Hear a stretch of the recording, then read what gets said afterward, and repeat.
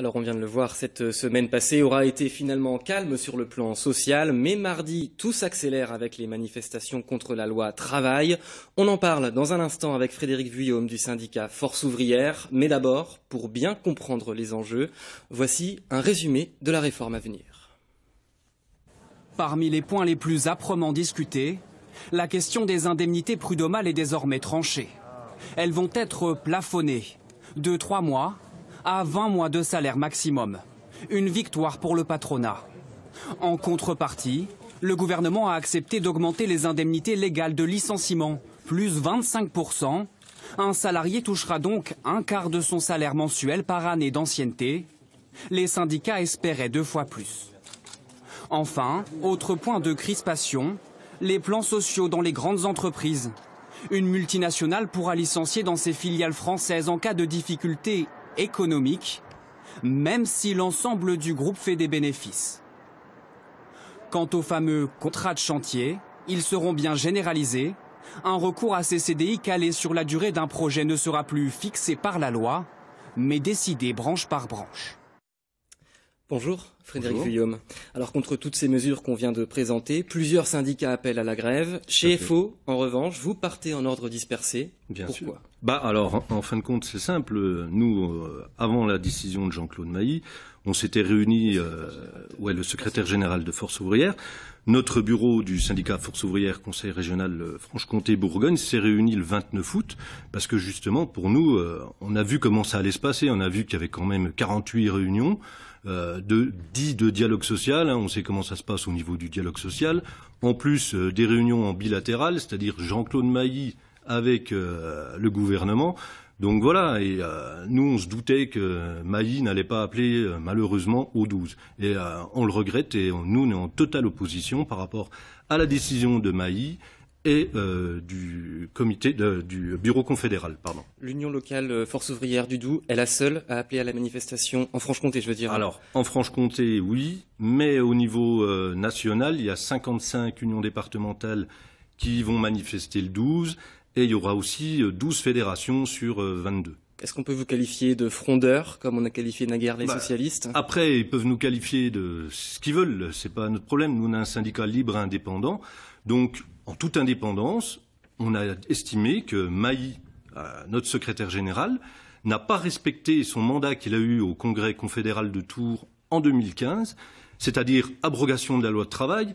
Quand on voit aussi qu'il y a la fusion des CHSCT de toutes les instances représentatives, dans justement les résolutions de ce Congrès, on a dit qu'on se battrait contre ça. Et Mailly, il se prend une décision, il accepte ça. Pour nous, c'est une trahison, on va être clair. Alors on le voit en tout cas, le Front syndical désuni. Reste à savoir ce qu'en pensent les Français. Nous vous avons posé la question. Irez-vous manifester mardi prochain? Voici quelques-unes de vos réponses. Non, je ne vais pas manifester parce que je travaille et puis parce que je ne suis pas contre. Non, je n'irai pas manifester parce que je trouve que les réformes vont dans le bon sens. Sans aucun problème. Je serai partisan de la manifestation. Non. Pourquoi? Parce que je travaille et j'ai pas de jour à perdre. Je suis pas du tout au courant de la question, enfin pas trop, donc je me vois mal aller manifester contre quelque chose que je ne connais pas. Oui, tout à fait, oui. Je vais soutenir mes collègues qui ont besoin qu'on soit là, et puis plus on est nombreux et plus on aura, on sera plus impliqués, on verra au moins qu'on se bouge. Pendant 30 ans, on n'a fait que des conneries. Pour une fois qu'il y a quelqu'un qui change, je pense qu'il a raison. Donc pas de manifestation mardi? Non. Ah, non. J'ai manifesté pour la retraite, pour beaucoup de choses. Et aujourd'hui, non, c'est fini ça. Faut arrêter. Frédéric Vuillaume, on vient de le voir, on sent les Français, en tout cas ceux qu'on a rencontrés, un peu frileux. Est-ce que la mobilisation sera à la hauteur mardi prochain? La mobilisation sera à la hauteur et c'est que le début. Parce que de toute façon, il y a une colère dans le pays.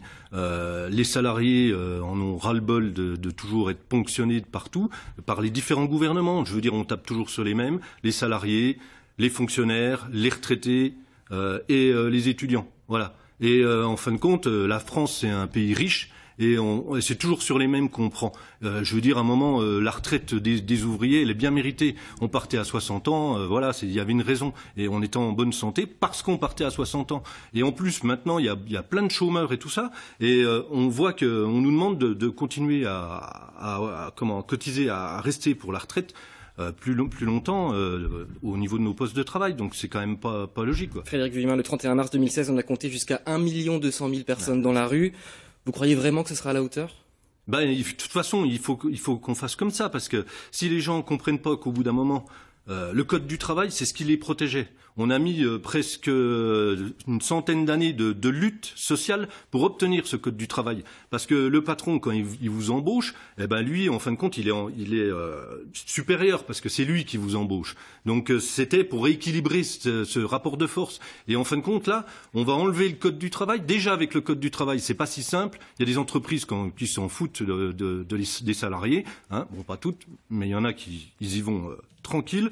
Et voilà. Et là, il y a un moment, il faut arrêter.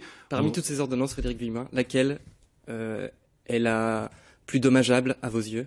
Alors, il y en a une qui nous scandalise. C'est l'histoire que le patron, si vous lui plaisez pas, s'il peut vous licencier sans cause réelle et sérieuse, il va vous licencier. Ça veut dire qu'il respecte pas la loi, mais on va lui dire, vous allez avoir une petite indemnité, vous n'allez pas payer grand-chose. Ça, c'est des trucs qui sont hallucinants. Vous faites choper, par exemple, pour une infraction routière, vous n'allez pas avoir, voilà. Mais alors les patrons, par contre, là, eux, tranquilles. Hein. Merci Frédéric Vuillemin d'avoir été sur ce plateau ce soir. Merci. Notre chronique 14-18 à présent vous emmène sur les pas de Georges Guynemer, un aviateur de légende, mort au combat sans laisser de traces. Voici son histoire, elle est racontée par Florence Mabille.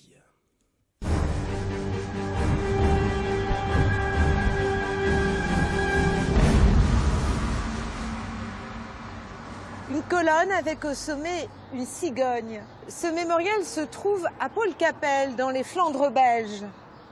Les cigognes, c'est le nom de l'escadrille de chasse de l'aviateur français Georges Guynemer.